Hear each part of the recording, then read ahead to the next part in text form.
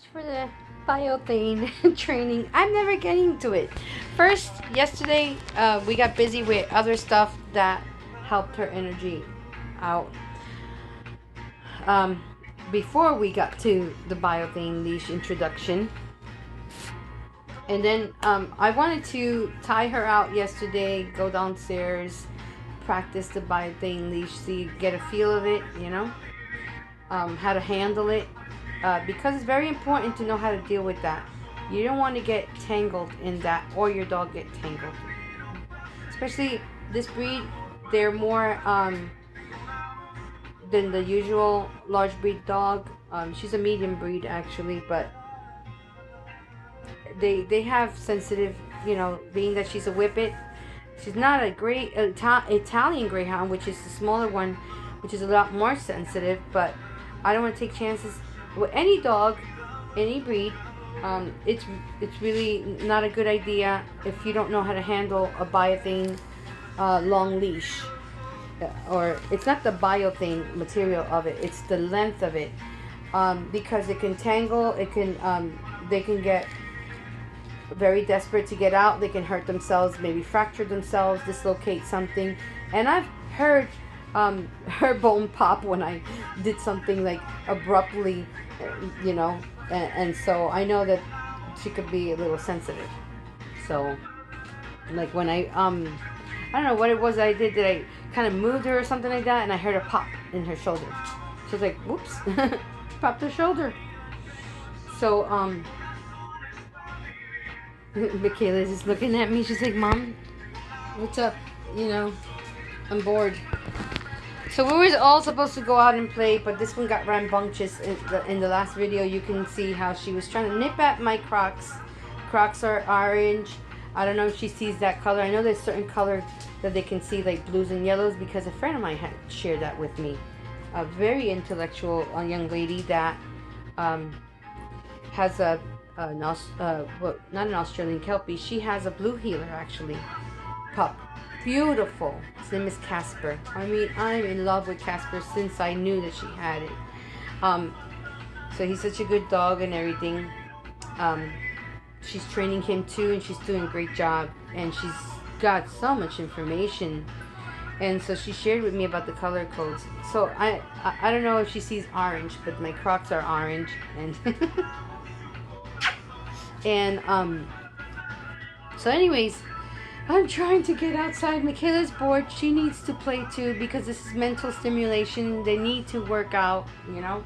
So I already finished my coffee. I haven't got to read my scripture, but I will after these messages. Because I know that after we get to playing outside and they get tired out, it'll be their downtime. But I'm going to be so tired that I'm probably going to fall asleep reading scriptures. I hope not. So maybe I'll make myself another pot of coffee before I sit down. Okay? Because if I do it after, it's not going to work. Oh, look at this melty. She's too much. Oh, what I was trying to tell you earlier in the last video about Mikayla. One time I tied her out to the back. Oh, here goes Mikayla's tune. She loves this tune. It just gets her so relaxed, and she loves it. I can tell, because I know my little Kelpie girl. I know my Kelpie girl. She knows when I call her Kelpie girl. It's my little Australian Kelpie, my little Aussie. So, I don't know what I did. Oh, the battery's going down. So I gotta charge this phone. Man, I wanted to get the biothane leash on video. Well, this one looks like she needs a nap. Maybe I'll let her take a little nap already. It's because of all the energy that she burned out. So, excuse me, but my nose is just, I might have gotten something in my nose. She wants to just get up and melt. She'll throw herself back like this. She's a melty. She's a melting piece of chocolate. The music is making her sleepy, and she's like, cuddle time, mama. So anyway, what I was trying to say, it's a bedtime story now. She just slides right off. She's so melty. When I pick her up, she throws herself back. I can't, kind of, like, I'm trying to situate her there. She wants to just nuzzle right in my neck and anywhere she can. So, what I was saying about Mikayla. Mikayla's so smart. And I'm glad. So I left her out and I forgot all about her. It was a hot day. And usually she comes and knocks on the door when she's done doing her business. If she went out to the bathroom or whatever. I made her walked away from the window because I have windows everywhere surrounding the whole house where I can see her anywhere she goes. And I love that about this home, and thanks to the Lord for that.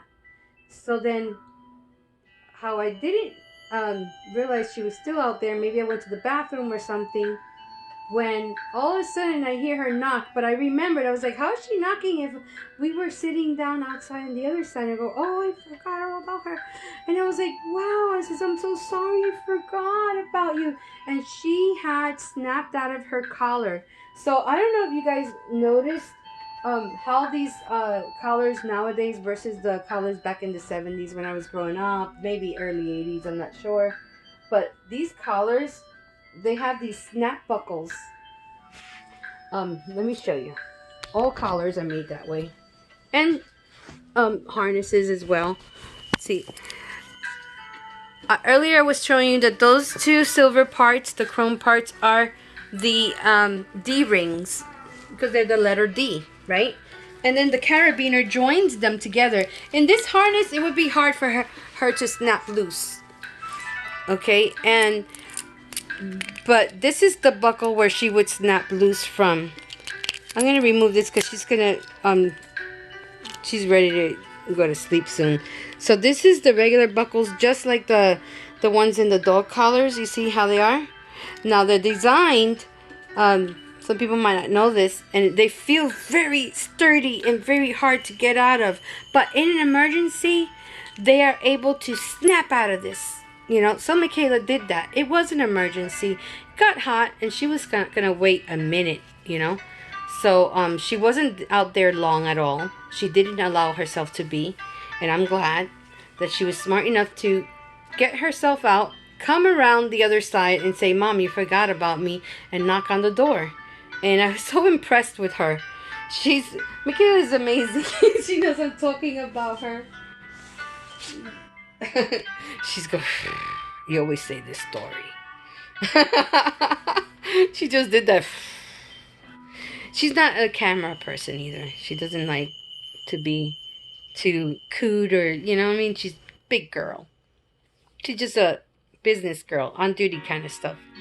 So anyways, Mikayla, before that incident, of course, if she needs to get out of a house or something like that, she probably will, because she has. When she was a pup, like this size, I would go walking track with a friend of mine that would come and pick me up and walk around. And we would walk around the whole Hiawassee. We lived up in the Pine Hills area of Orlando. I lived there. She would come all the way from wherever she lived, Lake Mary, Altamont Springs, after work. And she would almost come every day. And then, because the Lord put her in my life. The Lord put her in my life to help me go to church when I didn't have a car, to motivate me to get out and walk before depression seeped in too big. So she would come and do that. And one time when I left Mikayla, I left her out of the crate, you know, because she's already crate training. And so I come home. We're approaching the park that I lived in at that time, when all of a sudden a neighbor that was driving out of the gates of the community says, hey, you know your dog is loose? And I was like, really? I was like, that's not my dog. She's like, yeah, Mikayla is loose. And I was like, how? You know, because I'm like, how? And then she said, yeah, and your door is wide open. And I was like, wide open? That's weird, because I locked it. You know, I'm like, so I got suspicion arose, you know, like, who went into my home, you know, and opened the door and everything. Well, I come to find out, Miss Little puppy girl Mikayla was opening the door on her own. I just couldn't grab that concept. She learned a lot of stuff beforehand. You know, she was just very observant. This one is observing when I open the bathroom door when she's inside the bathroom with me. She's like paying attention and going like this, and I'm like, uh-oh, I gotta be careful with this because they could unlock it and get out. She's like a little kitty cat, you know. It's very, the way she moves, the way she can stretch, and so it's flexible and everything. Mikayla also is very flexible. And she's a stocky-bodied girl, but she's very flexible. Don't underestimate your animal. They are so smart. So then, another time in the future, Mikayla, talking about doors, you know, and getting out in case of emergency and stuff like that. She was living at a time when I couldn't have her with me on post because I went to live on post for my son to help raise his son while he was overseas. And so the person I left her with is like a sister to me, very dear, and she had told me that Mikayla had learned to open the door, their door. I completely forgot that she used to do that with me. So, oh yeah, my daughter had told me one time. I gotta tell you another story after that one. The other story I'm gonna tell you is the one before this one, because I'm gonna continue this one because I started this one. So, my friend, well, her name is Debbie. She told me, she says that she had to change the lock because she had the ones that go like this. She had to change that door because she learned to open it and go out like that. so then so the doors like this, I know not to get those ones. So I had the regular one. If you look at the outside of my door, I'm going to show you. It has both sides black. Because when she knocks, she's actually trying to... Oops. Tripped over my little whippet. When she knocks, she's trying to open that door knob to get in. Okay, because she's already done that since... and she wasn't even trained for it. But I know if there was an emergency about me, she would probably open the door and get out and go for help. So look, you see? See that both sides are black? You can tell it goes down like this because she's grabbing this doorknob, and now this doorknob has nail nicks, metal nicks all over it. Because she's trying to unlock it and get in when she's knocking. She's such a smart girl. Come, Mikayla. No, Mikayla. Sushi, stay. Sushi's here? Yes. Good girl, Sushi. Okay, Mikayla, come. It's really difficult. Mikayla gets discouraged over and over when Sushi's in the way. So anyways, my time is almost up because battery is going down. So, okay, the other story is one time my daughter calls me. When my daughter used to stay with me, her and her husband, the kids, when they were babies, and my grandkids. And they went to work or something like that. They were taking the bus together. And she calls me and she says, Mom. She goes, and I says, what happened? She goes, you know, she sounds obviously disturbed. And she says, did Mikayla get safely back to the house? I go, Mikayla's been here all this time. She goes, no, Mom. She was with us. She followed us all the way, like about 2-3 long blocks of Florida blocks in the city. And she got on the bus. It was in Hiawassee and Silver Star Road. I mean, my daughter and my son-in-law got on the bus, and when the bus doors closed, that's when she waited for them to get on the bus, and then she headed back home when she was a pup. And she made it back home. Do you think you're kind of curious about what I'm reading? So, she made it home, and she made it look like she was there all that time. It's like, you know, those movies about dogs. Yeah, that's the life that I've had with Miss Mikayla. So I have to be really like conscious about and open-minded about these things, because With Mikayla, Sushi's very, very attentive, and maybe she sees that she might learn to open the door. She's already trying to watch me how I turn the doorknob since she got here. It makes it interesting every time she looks up, and she's looking at that, and she's going like this, tilting her head already.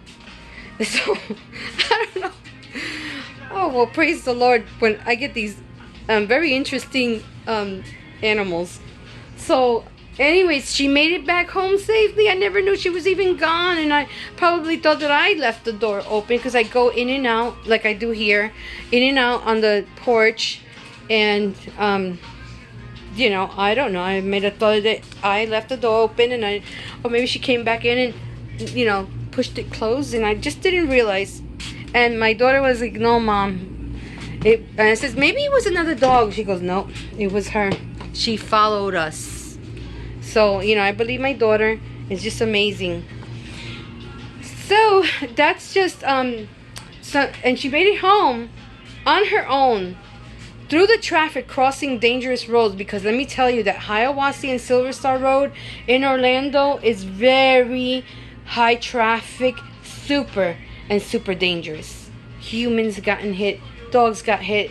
I saved a puppy one time, and the people were like, "Oh, I'm so glad she got away from us," because I think I was driving, and then I stopped in the middle of the road and put the car with the hazards, and then went out and picked up the puppy. It was a, I don't know, Bichon poodle or some kind of poodle. Leave it. But that was a miracle there, you know, and it was a miracle that Mikayla made it back. So that was really dangerous, really dangerous. So this is about how animals, in case of an emergency, you know, like Mikayla can get out and come back. In case of an emergency, they both know how to get out of there. She already knows how to get out of the harness. She did it as an instinct. Not that she's trained for it or anything like that. She instinctively did it. And that's good enough. Maybe we should work on those things, but I don't want to teach that, you know, because I don't know how they'll get that. You can, if you know how to effectively do it. But if they needed to get away for an emergency, I believe they would. Okay. So I just want to give you a heads up on how those buckles are designed. Okay, toodles, poodles, and paws for meow.